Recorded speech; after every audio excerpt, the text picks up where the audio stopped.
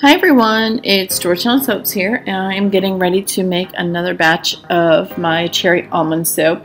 And for some reason this one I felt like it sold out pretty quickly, so I am going to go ahead and just make a triple batch of it. It will save me some time, and I'll have plenty ready to cure to get me through the holiday season. I'll probably end up making one more batch of this one, but I'll get enough of it ready to go that I'll be set for a little bit. And it's a super strong scent, but a lot of people really like it. I've been getting a lot of requests at my markets. Where's that cherry soap? Where's that cherry soap? I'm like, all right guys, I'll bring it back. So anyway, doing a triple batch. I'm going to use instead of using my slab mold, I'm going to go ahead and use 3 of the diamond molds from BeScented. Just a little bit easier to cut. You don't have to reach for the slab cutter. I can stick these in the oven. They're good to go. So anyway, I have just obviously mixed in my colloidal oatmeal, my kaolin clay, added the lye. I am going to add in the deep rose mica from BeScented. It's a really pretty red color. It's not fire engine red. It's not the true red. If you're looking for the true red, that's the red high heels. But it's just a really pretty deep red with a little bit of, I feel like there's a little bit of purple in it. Now the one mistake I did make once I did the cut is that I didn't feel like I added enough of the mica. Typically I think I was a little bit off because I was making a triple batch, so I felt like I was adding way too much mica. But I'll tend to add quite a bit of mica to get a really deep color on this, but it's fine. So you'll see in the cut it comes out a little bit more pink than anything, but it was just because I didn't use enough. But no big deal. So I'm just going to stir that in, and then this one I make this is one of my exfoliating bars, and so I add the poppy seeds in just for a little bit nice exfoliation, and everyone seems to really like it. I like the feel on the skin. It's like just tiny little balls on your skin, little pieces, and they're not abrasive at all, but just, you know, something nice, a little nice touch to add to the soap. I don't do all of my soaps exfoliating, just because, but anyway, yep, and see, here you go. I knew I already didn't have enough of the mica in there, so I started to add more. I probably could have added like 2 more scoops just to get the really deep crimson, deep red rose color that I was really going for. So anyway, I'm going to go ahead, keep mixing, and I'll bring you guys back.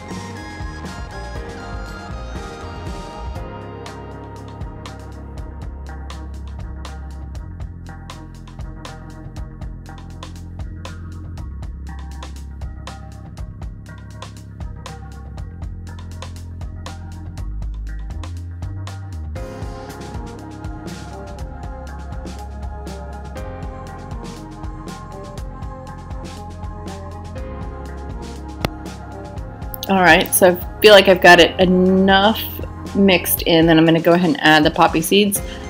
With the poppy seeds, you can go ahead and use the stick blender after the fact to kind of incorporate them. The stick blender is obviously not going to chop them up like it would the oatmeal bits. So I'm going to go ahead, kind of get those stirred in, make sure you got to make sure that the batter is thick enough that the beads kind of, what's the word I'm looking for? Not extend, oh yeah, can't think of the word. You want to make sure that the beads kind of float in the soap and they don't stick to the bottom. I'm sure the word will come to me in about 5 seconds. But I'm just going to clean out the mold, the stick blender. This is a super easy soap to make. One color, one pot, not a big deal. But it's a great staple in my collection, and I really love this fragrance, and I wish it almost didn't sell well because then I would want to use it for myself. But anyway, I'm going to go ahead and get cleaned up, and I'm going to pour it into the molds, and I'll be back for the cut.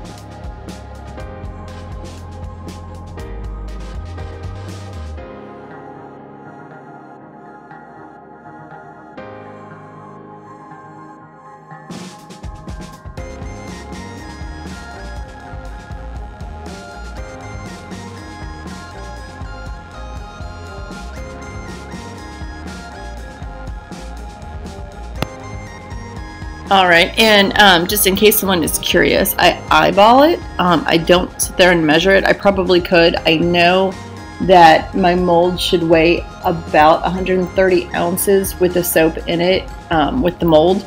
So if I wanted to, I could have gone ahead and just weighed the molds just to make sure that they were about the same, but I just kind of eyeballed it and they ended up coming out perfect. So it was pretty close.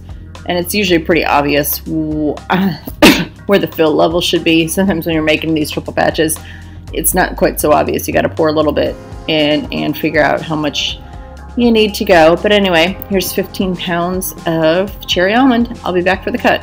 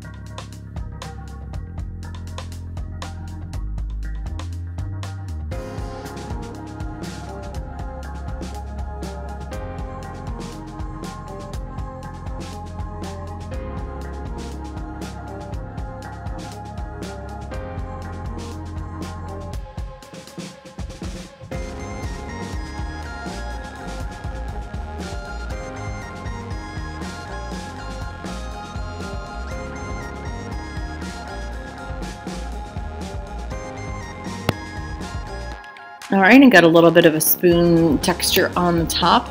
And I'm going to go ahead and cut. These were in the oven for about 2 days, not that big of a deal. I'm only going to show you guys a couple of the finished bars because I don't think anyone wants to see 45 bars of soap. But you can see the color. It's not nearly as deep as it usually is, so next time if I do a triple batch, I'll just mental note, add a lot more mica. Sometimes less is more, but in this case more is more. But you can see suspended. When I was doing the video before, suspended was the word that I was looking for.